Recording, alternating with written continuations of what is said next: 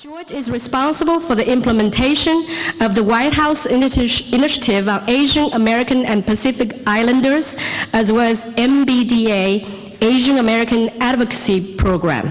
He also serves on the President's National Export Initiative Small Business Working Group. Now it's my distinct honor to invite my friend George Mui to make a keynote speech. So I want to acknowledge a couple of people, to be honest with you. I do what I do, I love what I do, but it's really impossible to do what I do just by myself. And I want to point out Mr. Adel Kabani from OPEC. He is my predecessor at the White House Initiative who started the conversation of leveraging Asian American doing business in Asia. Thank you, Adel.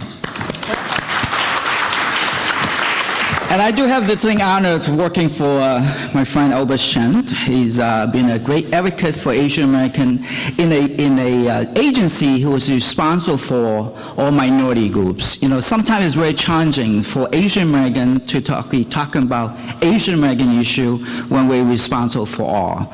But he let me do it in the White House Initiative for Asian American. I'm going to tell you a little more about what we do at the White House Initiative for Asian American, explicitly talking about how to do business in Asia and with Asia, leveraging Asian American businesses. And my other job is really get you excited, energized, and ready.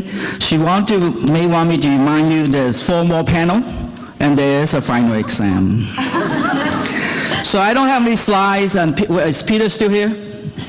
Peter said he doesn't speak good English. Let me tell you, Peter, if you're listening, I could give you a tutorial on the best Chinese American English there is.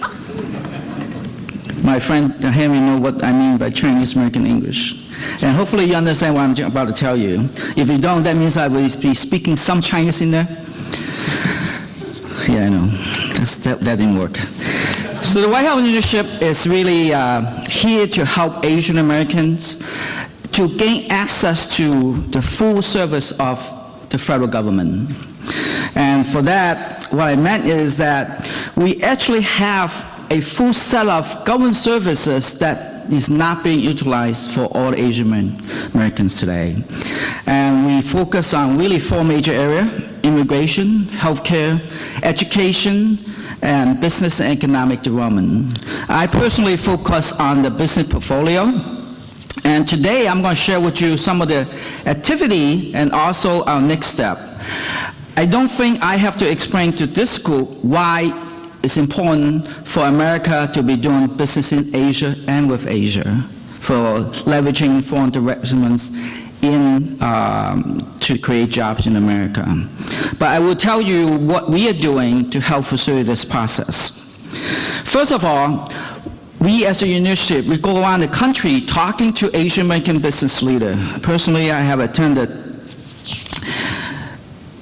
8 roundtables with 30 Asian American businesses, and we gather input from them, the issue and challenges facing them, and then we created activities so it's designed to help them on a particular issue. As an example, we heard input from a group of Filipino American chamber. In fact, we're doing an event next Tuesday in Philadelphia targeting Asian Filipino American business, the issue facing them.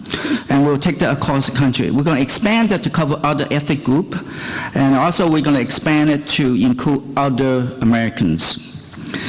So one of the major drive that I've been in the Department of Commerce is figure out how to leverage Asian American business as a bridge doing business in Asia.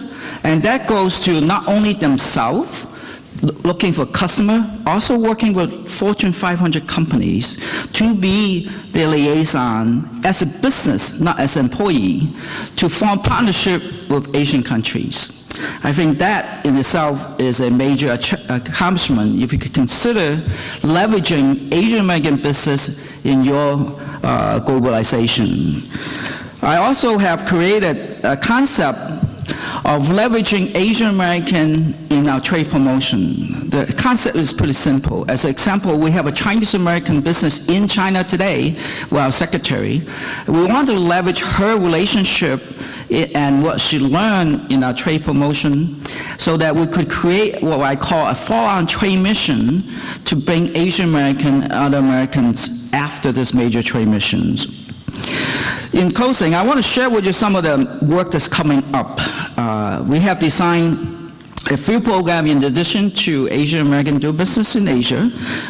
We also want to look at how we could advocate for Asian American in construction. And we do have a project on the Gold Coast restoration, just to let you know. I know Albert talked about that earlier. But we're also looking at how to help the economic development of the island of Guam and the surrounding islands. Those are our major focus. But I want to close to invite you to a couple of events. Oh, timer is not working. How about that? So what I want to do is close invite a couple of events. May 12th, we will have the largest gathering of Asian American in Washington, D.C. I say that softly because we already oversold. We have $2,000 register. We have 1,500 seats. I heard there's like 5 secretaries and the president has been invited. But if you're interested, go to our website, sign up, and put yourself on the waiting list. I'll do my best to get you in there. No promises. But lastly, Department of Commerce is holding what we call the APEC Summit in Atlanta on June 8 and 9, where SME from the 21 economies will be here, and it will be an opportunity for you to interact and learn about how to do this business with them. I actually have a whole day flyer, so if you're interested, come by and we could talk about that. With that, I close by saying thank you to everyone for your attention. May, as you promised, this is a very well-behaving crowd. Yes. Thank you very much.